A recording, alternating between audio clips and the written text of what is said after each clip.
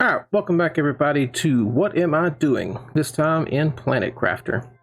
If you don't know, if you're new here, What Am I Doing is a video series I do here, mostly for survival craft games that either have no tutorial or a bad tutorial, where I go through, play the beginning of the game a little bit, and sort of give you tips and tricks, things that maybe the game doesn't tell you, or that would be good to know in the beginning of the game.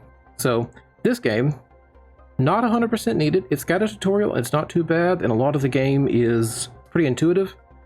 But there's just, one, I really like the game, so I want to do a video on it. And two, I think there are a couple of things that the game doesn't tell you until later in the game that would be better to know sooner in the game. So we're going to jump in here. This is going to be a new world. You can see my old save is there. We're going to be playing a new game on standard. We're going to jump right into this.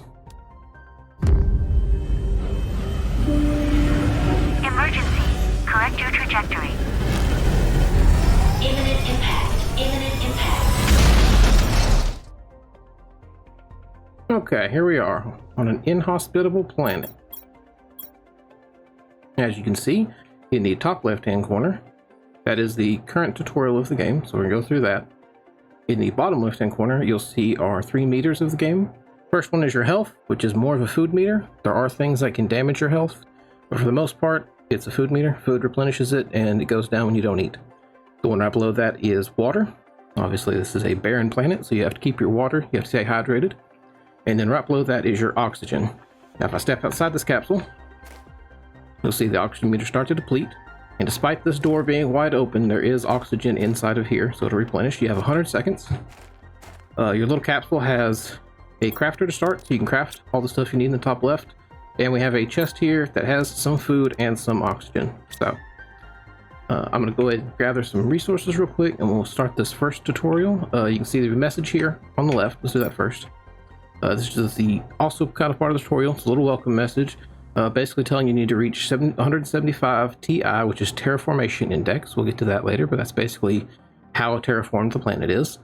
And that will get you to blue atmosphere. So let me go gather some resources, and then we will start on the tutorial in the top left. I guess first, right before I do that, let me explain the resources. As we come out here, you can see you have silicon, you have magnesium, this is ice, which you need to make water, this is titanium, this is cobalt, and then somewhere here we'll find some iron hanging out on a rock. Iron. Those are your like main 5 resources starting out. There will be like higher tier resources as you progress and start terraforming the planet, but those are your main ones starting out and what we're going to need for the stuff in the top hand corner there. Let me gather a bunch of these, refill my oxygen, and then we'll get started. Alright, let's grab some resources now so we can do these first couple of steps. Go for our crafting bench, craft backpack, craft an oxygen tank, and craft the construction ship. Oh, and an extra magnesium, hold on. Miscounted, grab one.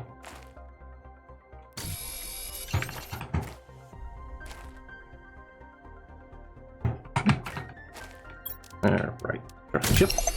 Alright, now we have to equip all of that. So you go to your inventory and you first click and it will use the items. So boop, boop, boop. Now with this, we have access to the build menu to be able to construct stuff, which is now what it wants us to do. So we'll look at this real quick. It breaks it up into separate sections. You have your base building. You have your machines, which are what you use to increase your energy and increase your terraforming. As well as your crafter. Biomass is another one, we'll get to that later. These are your information screens. These are obviously going to tell you about what your like your progress on terraforming the planet. And then furniture for decoration and stuff. So let me grab some more resources and we'll move on to these next steps. Alright, there we go. Fill my oxygen. Got enough resources. I'm going to actually craft a water real quick out of some ice. Right click again to consume it. Boom. Alright, now our next step here is to make a simple structure. So, that, put a door in it.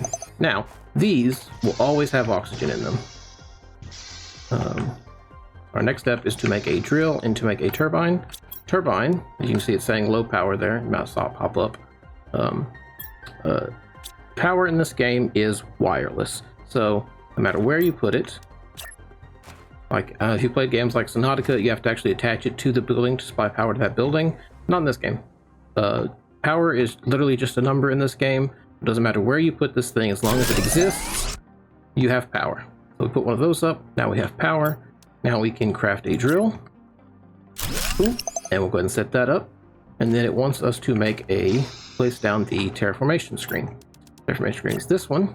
Let me rotate this and lock it right there. Now this gives you a visualization of how terraformed the planet is. So if you see in the top right, you have your terraformation index, and as you saw, we need to get to 175. All right, this is a random event that happens frequently on the game. As you progress through different stages of terraformation, you're gonna have meteors come through. These happen very frequently. Depending upon how terraformed the planet is, will determine what resources these meteors have in them. These are going to be just basic, the 5 things we have access to right now. We can go, let's see, yeah, we'll go to this one that's over here that just crashed. See if we can get one. Crashed like right in front of us. They're always centered on you when they spawn in. They can hit you. This is one of those things, like I was saying, that can, if one of these hits you, it will damage you. So be careful. There we go. So we got one to hit right there. And you can see the resources are just loose. And the good thing about these are, you don't have to harvest them. Like that one I have to harvest. But anything that comes out of these meteors, you can just pick right up. So this is nice. Now the debris kind of gets in your way. It will despawn. The resources will also despawn at some point, but the debris will also despawn and allow you to get like to the resources. But yeah, that's just a little random event that happens frequently to give you extra resources.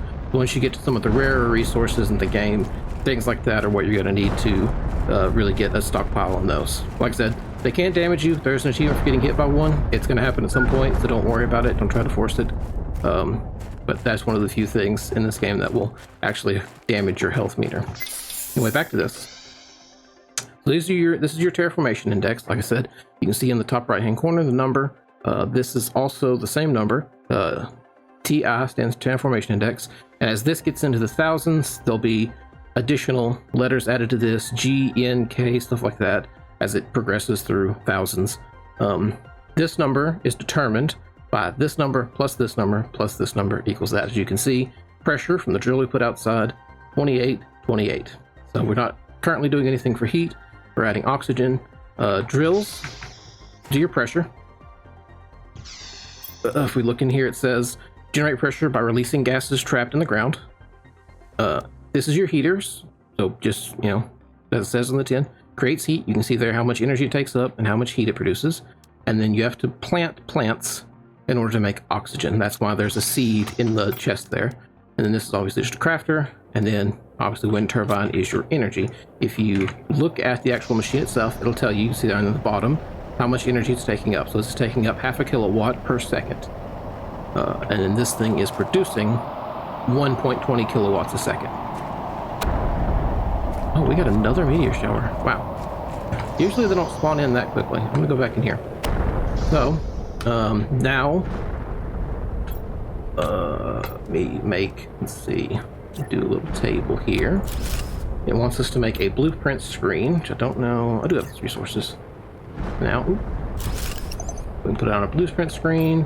We don't have access to the progress screen that it wants us to make. You have to reach, as you reach a certain TI, which you can see in here, as you reach certain TI, you unlock new resources. So you can look at this to sort of, if you want to try and figure out like certain things you want to go for. Like obviously if you want a bigger backpack, you do to increase the overall number. If you want a bigger oxygen tank, you need to increase oxygen. If you want more equipment slots, then you want to increase your heat, so on and so forth. And you can kind of scroll through this and see like future stuff. All right, sorry, I waited for the meteor shower to end because that thing is loud. It shakes the camera and it's annoying. You actually can go into your options. Where's it at? It's under game. No, I guess under gameplay. Under graphics. Screen shake intensity. I didn't realize this until after I beat the game. You should probably turn that down because those meteors get real fucking annoying. If you want, Anyway, back to what I was saying. Yeah, so you can unlock these sort of as you want. I would suggest, though, trying to keep these numbers as close to even as possible, so that you don't get too far ahead on one over the other. But, you know, obviously, whatever you want to do, and obviously all three of these increase this. There is a fourth number, as I mentioned earlier. If we open this, you can see there's a category for biomass. Once you get to a certain point in your TI index, in this thing, you're going to have an extra tab that'll open up under the blueprints screen, I think. Is there blueprints? Yeah. Under blueprints, you're going to have an extra tab that's going to open up here, where you'll have a fourth thing to increase, that is biomass. And biomass has three separate categories, similar to how the terraformation index does. So you'll have three categories that increase your biomass, and then your terraformation index will be oxygen plus heat plus pressure plus biomass. So that's just like about the halfway point. So I'm going to go ahead and grab some resources so I can get these last three challenges in the tutorial completed, and then we're going to go over some just general tips about the game. While I'm out here getting resources, I just want to note, all over the map you're going to find these chests that have extra resources in them for you. That we usually have, this is a rarer item. They'll usually have a rare item. A lot of them, you know, will have food. And based on how high your terraformation index number is, will determine the loot you get out of these. There will also be, like, as the planet gets more terraformed, there will be like secret paths and stuff that opens up that has higher tier loot. There are also golden versions of these chests hidden in like little like Easter, not usually Easter egg, but like little secret coves and stuff you can find that have really great rewards. All right, I'm gonna go back to getting resources. So I've got us some resources. I went ahead and dropped down a couple more of those so we'd have some energy. We can go ahead and place our heater. You'll see this takes iridium, which is sort of a tier 1 radioactive material. You're not going to find it in any place, you know, just like out like these resources. I obviously beat the game, so I know where some is nearby, but I don't want to spoil that for you. You can explore and find it yourself. But for the purposes of doing this tutorial, I went and grabbed one so that I can build a heater. Now, your heater is going to go inside your building. When you get higher tier ones, you'll have ones that you can place outside to heat the whole planet. But so we're going to place that one down. You'll see heat start going up. And now you can see that sort of plus effect of this number plus that number is that number. So we're going to hit 175 really quick here. Let me get this down, VeggieTube as well. Same way. These will go inside and eventually you will get outside ones. So we can grab our first little seed that this gave us. So you'll see this thing isn't doing any oxygen because there's no plant in it, but now there is, and our oxygen will start going up, and that'll tell you that it's making a very tiny fraction of oxygen. So if we look here, you can see we get the progress screen at 15 pk heat. Oh no, that's 2 nk heat. So it'll be quite a while before we get this progress screen. And I think that is the one that shows us biomass. As you can see, there's a little flower. Okay, so those are going to cook for a while before they get up to the 175,000 Ti, or the whatever it is in Ti to get progress. But there's another screen we can make in here, energy. So if you place this here, you can look at it and it'll tell you everything that's consuming power, your total consumption, what's producing power, and how much power you have extra. So that's a good screen to make, even though it's not in the tutorial. Let me just go make some water real quick. That's another thing I'm talking about. This is technically a tier 1 crafter, I think, or like a tier 0. If you look in here, yeah, you can make a tier 2 crafting station. Let's take some silicone. Let me drink this water. Let me grab a silicone. There we go. Because you're going to need to, the stuff that you're unlocking in this, none of that is going to be makeable with that. You're going to need to make a new crafting station. Now, you can see at some point I got tier 2 oxygen, and this is going to keep adding layers and layers and layers of new stuff. There's also higher versions of these crafting stations, as with everything else in this game. There's tiered versions of it. And then there's eventually like an auto crafter and all kinds of crazy stuff like that. But that's basically the tutorial the game gives you. Now there's some tips of stuff that I want to go over that the game doesn't tell you that is kind of good stuff to know. Starting with, you start down in this little basin here. This is your starting area, right? But you're terraforming this planet, which means at some point there's going to be water on this planet, lakes, stuff. So you can see, if you look in the bottom left-hand corner down there, right below our meters, you can see your coordinates. The middle one is obviously your height. By jump, you can see it goes from 3 to 4. So I would suggest, don't do like I've done here for the tutorial. Don't start building here. You want to take and build above Y25, which is going to be about where that little ridge is up there. Let me grab some resources as we go. Oops, we unlocked a backpack.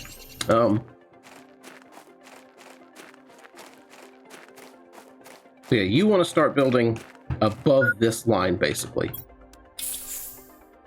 Because all of that at some point will be underwater, and when you have anything that you've built goes underwater, it stops working.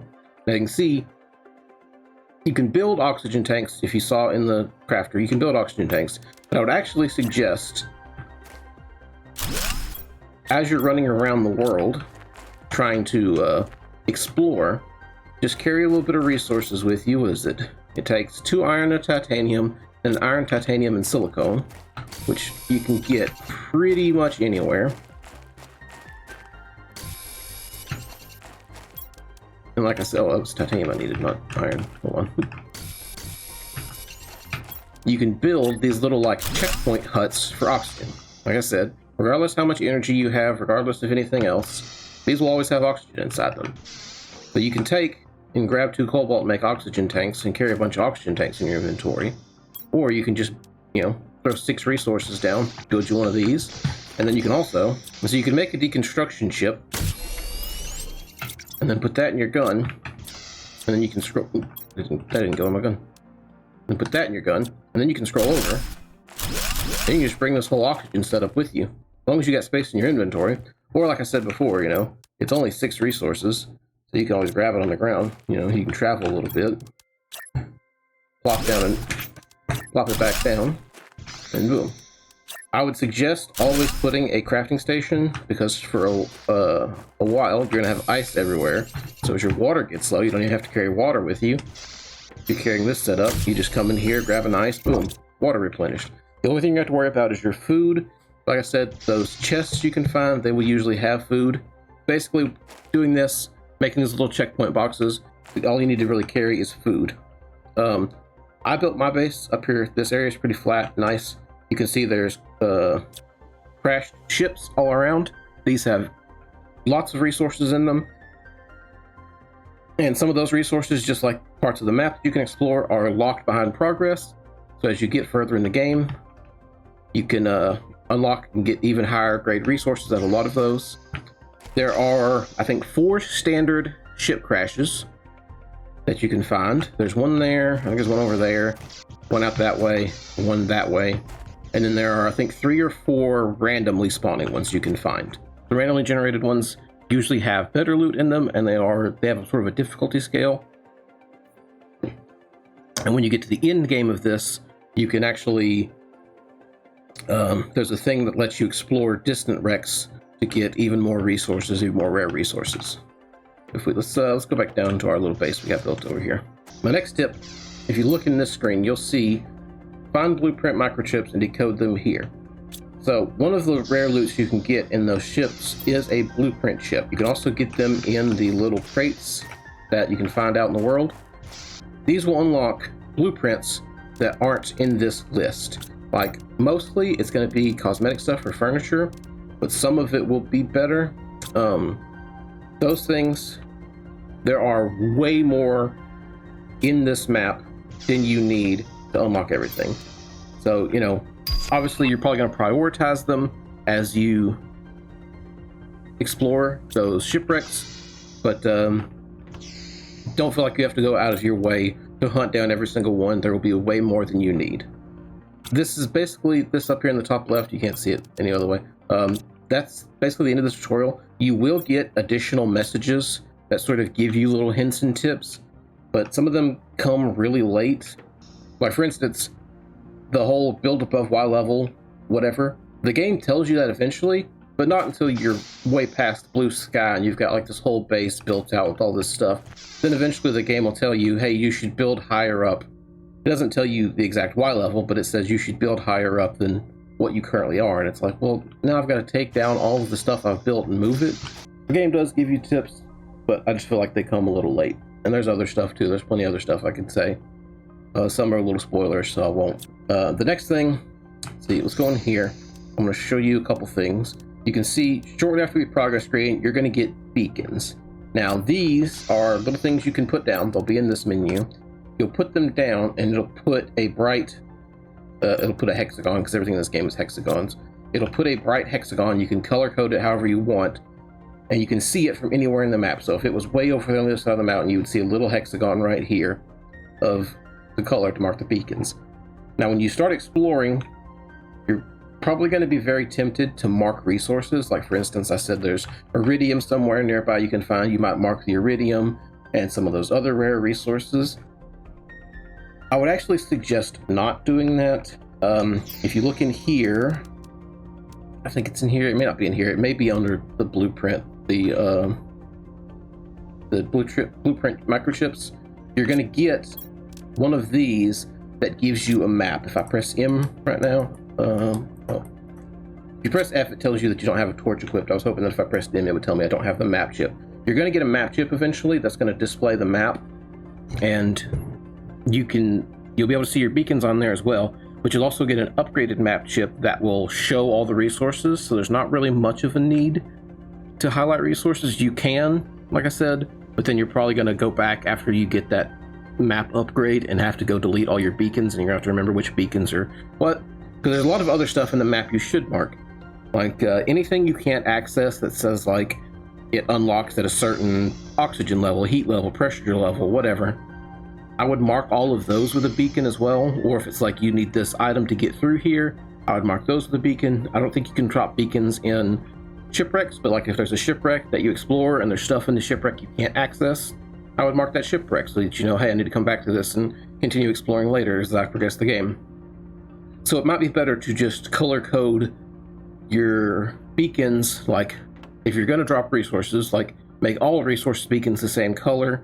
If it's a locked door that you can't access, make all of those a certain color. If it's a shipwreck, mark shipwrecks with a certain color. Like I said, there's somewhere in this map, there'll be 3 or 4 random shipwrecks, so you need to mark where those are because there's no one's going to be able to tell you them except yourself by exploring. So just keep that in mind as you get access to beacons, that you're going to get a better map and better information on your map. So, and just in case you want, I'll include down in the description of this, I found an actual interactive map of this that will show you all the static stuff, like all the gold chests that I mentioned, all the blue chests, and it actually has a slider so you can look at it when your planet's barren or like as your different stages of terraformation, so you can see where things are as stuff unlocks. So that's pretty neat. So I got 2 more things I want to mention. One is this map is big. I can't show you right now, but there are invisible walls in this game are kind of shit, but there are places where invisible walls don't exist. Like if you tried to go over this ridge, like obviously you'd think go up high, that they thought of that. There's an invisible wall there, but I'll tell you, there's not an invisible wall here. And there will be shortcuts as you terraform this planet that will open up that allow you to explore the map a little bit better. So like obviously, like I said, there's no invisible wall there. If you wanted to use like 100 iron and make a staircase to go up over this mountain, you could, but there will eventually be shortcuts, so you don't have to really do all that. Second to last, I want to mention about bases. Let me refill my oxygen before I die. You don't really have a lot of stuff here, and like I said, obviously via the blueprints you're going to unlock, you saw unlock living apartment window, there's tall windows, there's all sorts of and then you see biodome, stuff like that. You're going to unlock bigger and better base building parts, so don't feel the need to build like this super elaborate base right off the bat, because you're going to unlock newer and newer stuff. And like there's even stuff that super late game you're going to find that is cooler stuff, bigger stuff. So you may have to rebuild your base a couple of times, so don't necessarily get locked into just trying to build a bunch of these little small compartments and build like a super cool base right off the bat, because you're going to get a bunch of new customization stuff that you're going to have to redo it all over anyway, unless you just enjoy that. And then the last thing I want to mention, as I mentioned with your health, there is fall damage in this game. You might be wondering, but the game is very forgiving. I can go over here to this sort of cliff and show you. That's quite a height. But in this game, oh, actually did do a lot of damage. But if you jump from like right up here, nothing, no fall damage. But you jump from up higher, you'll take fall damage. You don't have to worry too much about dying in this game. The game is very forgiving. Having a bit of a solar flare storm looks like. This is another random event that happens. Storms happen. They don't really affect the game that much other than just making the brightness unbearable. I'm going to go ahead and let our oxygen get low here. And you can see it gives you multiple warnings.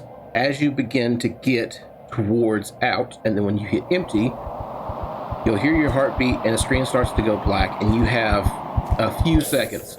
Get oxygen and not die. If you die, all that's going to happen is it's going to drop a chest in the place where you die, and it's going to cut whatever resources you have in half and leave them in the chest. Obviously, things that are equipped to you, these will stay equipped to you. You'll spawn back at whatever the last base was that you went inside of.